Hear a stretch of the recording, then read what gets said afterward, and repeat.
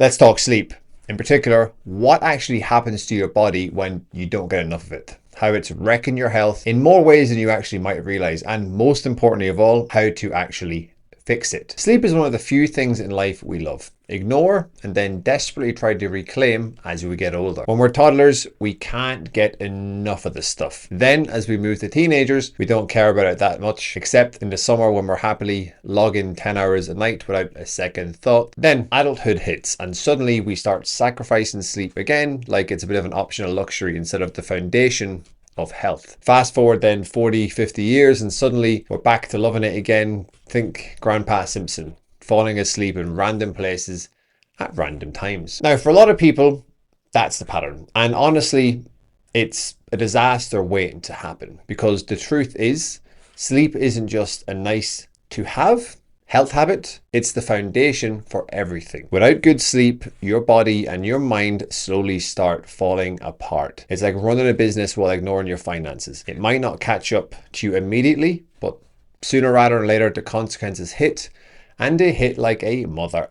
Let's start with one of the biggest fitness myths out there. The hustle culture bullshit nonsense that tells you sleep is optional. Some people wear sleep deprivation like a badge of honor, sacrificing rest in the name of productivity and just other nonsense. They think sleeping less somehow means they're working harder, making more money and getting ahead.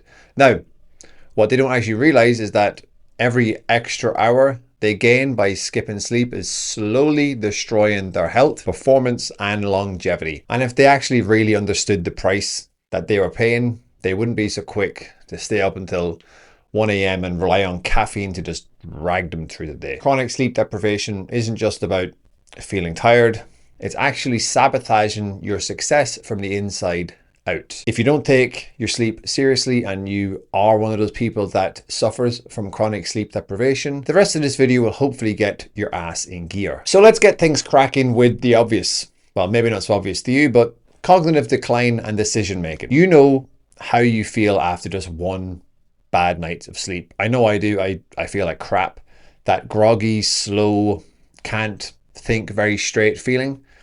Now imagine that happening every single night for months and months and years and years. Studies have shown that when you consistently get less than 6 to 7 hours of sleep, your ability to focus, make decisions, and access that higher level of thinking up the top, which the majority of us cannot do without, is impaired. And the worst part of all is that you just don't even realize it's happening, mostly because your cognitive function and your thinking has been impaired.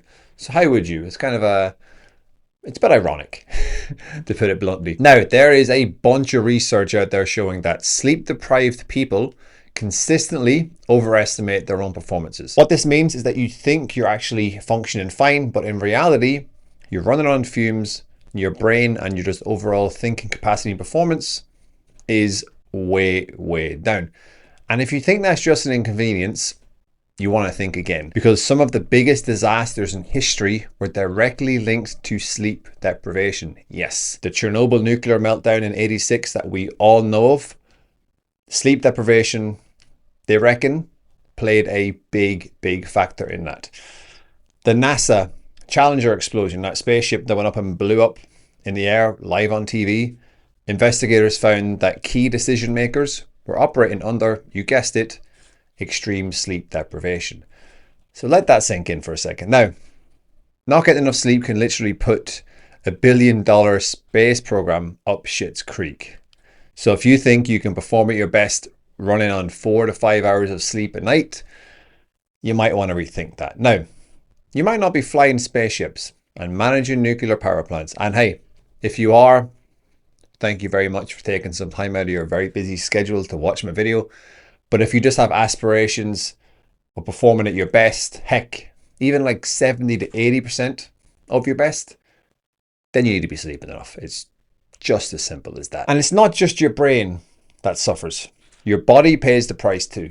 One of the biggest impacts is weight gain and obesity. Yes, not sleeping enough can make you fat, which can make you unhappy. Studies show a direct relationship between sleep loss and increased body fat.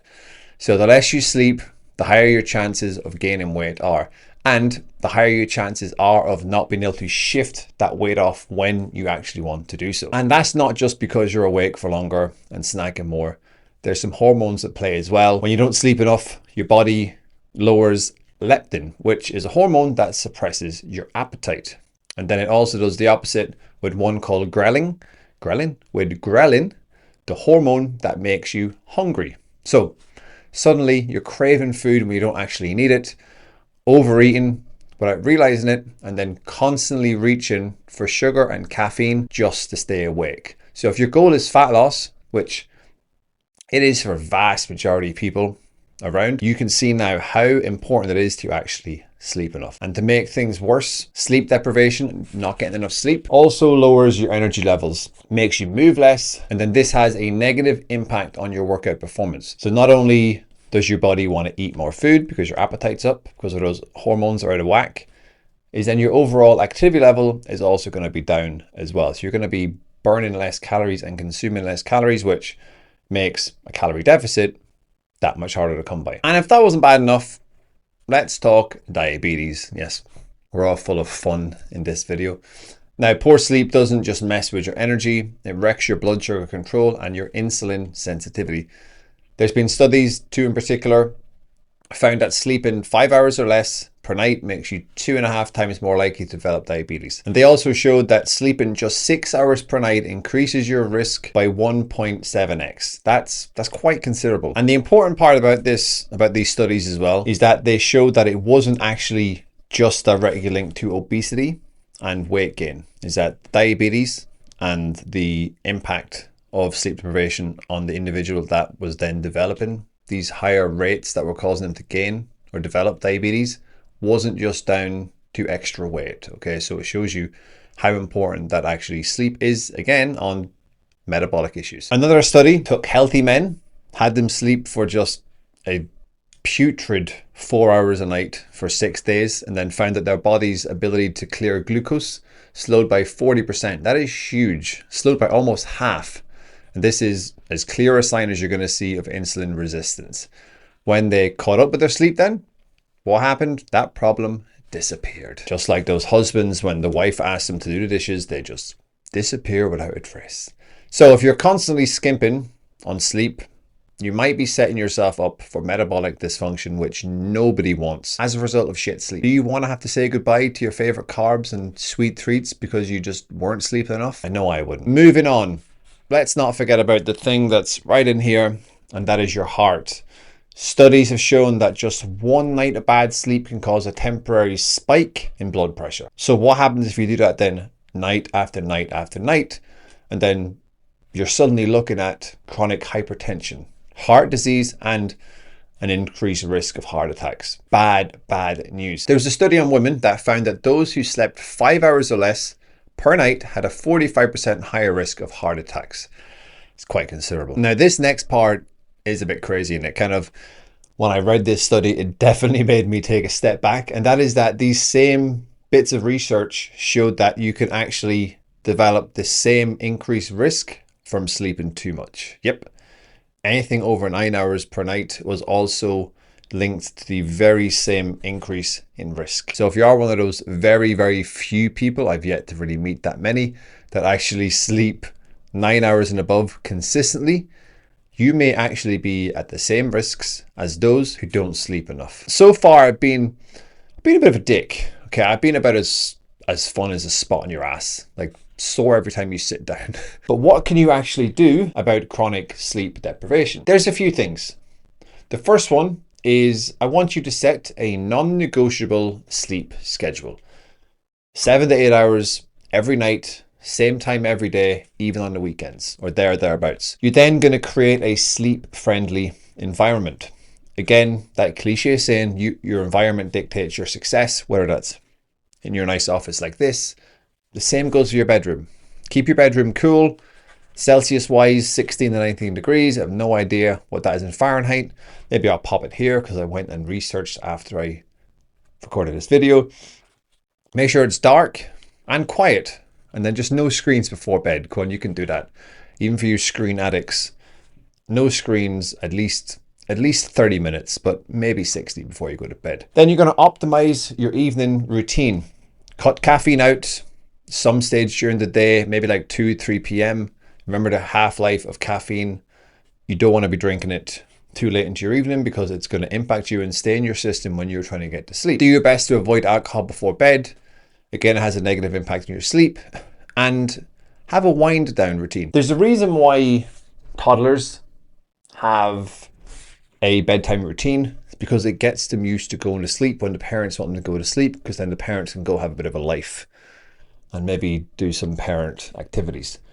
We need to do the same as adults, and it gets lost on adults as they get older, but you do need a bedtime routine. It just signals your body. It's like, right, you do X, Y, and Z, whether it's washing your face, turning off the TV, lighting some candles, whatever it is, some incense, I don't know what you want to do, putting your mouth tape on, that sort of stuff, reading a book. It just signals to your body that it's time to go to sleep. And you do this consistently and your body gets used to those signals. As well, then you want to address underlying sleep issues. If you snore, wake up tired, and struggle to stay asleep, you want to go get yourself checked for sleep apnea or try different breathing techniques. Like myself, I sleep with mouth tape and a nose strip because I've got crap breathing through one side of my nose. And no, it's not from loads of cocaine. It's just from old Irish heritage, I think, and just bad breathing. So I use a nose strip to help me breathe better through the night so I can breathe through my nasal passages and get a deeper, better sleep. You also want to track your sleep. Use something like a Whoop, maybe an Oura Ring, Apple Watch. I've got the two of them on like some wanker. And use it to monitor your patterns, and then you can make adjustments if and where needed. And more data just means you can make better decisions. The bottom line is simple. Sleep deprivation is a ticking time bomb. You need to treat sleep like your most important meeting of the day, because your health, performance, and longevity and just overall well-being, they just depend on it. So to recap, when you treat your sleep like shit, expect it to repay the favor. Cognitive decline, weight gain, obesity, diabetes, and heart disease may be coming your way if you neglect your sleep. All pretty life-changing for all the wrong reasons. Now, if this hits home for you and you enjoyed this video, do me a favor, drop a like, subscribe, and then let me know in the comments what your biggest current struggle with sleep is. Right, you've been amazing. Thanks for watching, and I shall see you in the next one. If you enjoyed this video, you are going to love this one right here. See this one right here? You see it? I know you see it. Just click on it. Just press that little button and click, click, click, click.